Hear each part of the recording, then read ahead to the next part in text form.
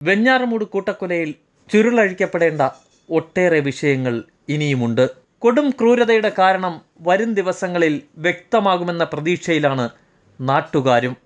വെഞ്ഞാറമൂട് കൂട്ടക്കൊലയുടെ ചുരുളഴിക്കാൻ അഫ്വാന്റെ പൂർവ്വകാല ചരിത്രം തേടി പോലീസ്. ഈ അരുംകൊലയ്ക്ക് മുമ്പുള്ള ദിവസങ്ങളിൽ അഫ്വാൻ എന്തെല്ലാം ചെയ്തു? ആരോടെങ്കിലും അസാധാരണ ബന്ധം പുലർത്തിയിരുന്നോ? ഫോൺ വിവരങ്ങൾ, അഫ്വാന്റെ കമ്പ്യൂട്ടർ തിരയൽ, അഫ്വാന്റെ മുൻകാല ചരിത്രം, ബാങ്ക് ഇടപാടുകൾ തുടങ്ങിയവ പോലീസ് വിശദമായി അന്വേഷിക്കും.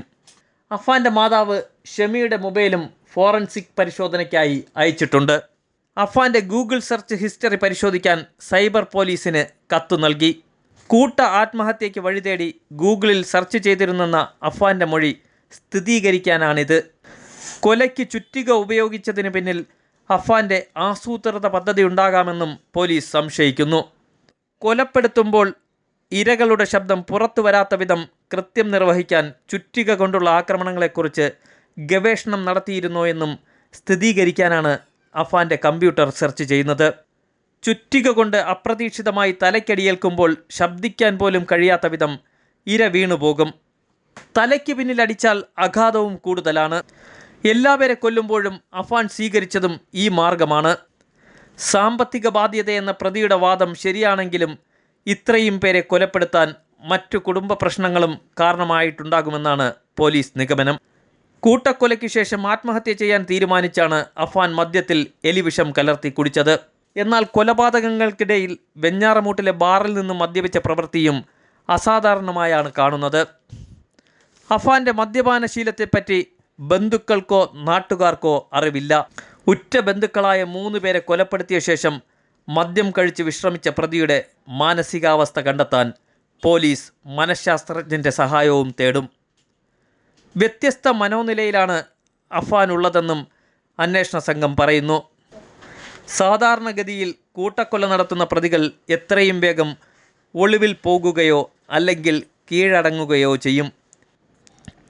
ഇത്രയും നീണ്ട സമയമെടുത്ത് ഒരു പരിഭ്രമവുമില്ലാതെ അടുത്ത ബന്ധുക്കളുടെ കൊലപാതകം നടത്തുകയും കൊലപാതക ശേഷം പരിചയക്കാരോട് സാധാരണ പോലെ ഇടപഴകുകയും ചെയ്യുന്ന അധികമാരും കണ്ടിട്ടില്ലാത്ത രീതിയാണ്. കൃത്യമായ ആസൂത്രണത്തോടെ മാത്രമേ ഈ കൊലപാതകം നടത്തുവാനും സാധിക്കുകയുള്ളൂ. പെട്ടെന്നുള്ള പ്രകോപനമല്ല ഈ കൊലപാതകത്തിന് പിന്നിലെന്നും നാട്ടുകാരും തീർത്തു പറയുന്നു. അഫ്വാന്റെ ഉമ്മയിൽ നിന്നും മാത്രമേ കൊലപാതകത്തിനിടയാക്കിയ സംഭവത്തെക്കുറിച്ച് വ്യക്തമായി അറിയുവാനും സാധിക്കൂ.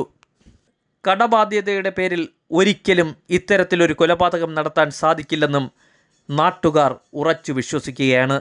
എന്തിനു വേണ്ടിയായിരുന്നു ഫർസാനയെയും അനുജനെയും കൊലപ്പെടുത്തിയതെന്ന ചോദ്യത്തിന് ഇപ്പോഴും ഉത്തരമില്ല.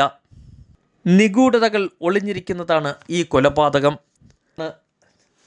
5 കൊലപാതകങ്ങൾക്കും വ്യത്യസ്തമായ കാരണമാണ് അഫ്വാൻ പറയുന്നത്. 6 മണിക്കൂറിനുള്ളിൽ 25 കിലോമീറ്ററോളം ഓടി നടന്നായിരുന്നു കൊലപാതകം. ചുറ്റിക ഉപയോഗിച്ച് ആഴത്തിലടിച്ചാണ് ഓരോരുത്തരെയും കൊലപ്പെടുത്തിയത്. ഒരു ഘട്ടത്തിൽ പോലും മനസ്താപമുണ്ടാകാതെ ഇത്തരത്തിലൊരു കൊലപാതകം നടത്തിയതിന് പിന്നിൽ കൃത്യമായ ആസൂത്രണമുണ്ടെന്നും നാട്ടുകാർ ഇപ്പോഴും ഉറച്ചു വിശ്വസിക്കുകയാണ്. സ്നേഹിച്ചവരെയും പോറ്റി വളർത്തിയവരെയും ഇല്ലാതാക്കാൻ ശ്രമിക്കുന്ന ഈ നിഷ്ഠൂര കൊലപാതകത്തിന് എങ്ങനെയാണ് അറുതി വരുത്തുക? ലഹരിയുടെ സാന്നിധ്യമില്ലാതെ ഇത്രയേറെ സ്നേഹിച്ചവരെ എങ്ങനെ കൊല്ലാൻ സാധിക്കുമെന്നും നാട്ടുകാർ ചോദിക്കുന്നു. ഇത്തരം ക്രൂരതയ്ക്ക് അറുതി വരുത്തണമെങ്കിൽ എന്ത് ചെയ്യണമെന്ന് ഉത്തരമില്ലാത്ത ചോദ്യവുമായാണ് നാട്ടുകാർ ഒന്നടങ്കം നിൽക്കുന്നത്. ജീവന് തുല്യം സ്നേഹിച്ചവരെയാണ് തല തകരും വരെ ചുറ്റികയ്ക്കടിച്ചു കൊലപ്പെടുത്തിയത്. ബന്ധുത്വത്തിനും സ്നേഹത്തിനും വിലയില്ലാത്ത ഈ കാലത്തിൽ ഇനിയെങ്കിലും ഇത്തരം കൊലപാതകങ്ങൾക്ക് അറുതി വരണമെന്നാണ് നാട്ടുകാർ പറയുന്നത്. വൈകാരികതയോടെ മാത്രമേ ഏതൊരാൾക്കും ഈ സംഭവത്തെ കാണുവാനും സാധിക്കുകയുള്ളൂ. ഇനിയും ഉത്തരം കിട്ടാത്ത ഒട്ടനവധി ചോദ്യങ്ങളാണ് വെഞ്ഞാറമൂട് കൊലപാതകത്തിന് പിന്നിൽ അവശേഷിക്കുന്നത്.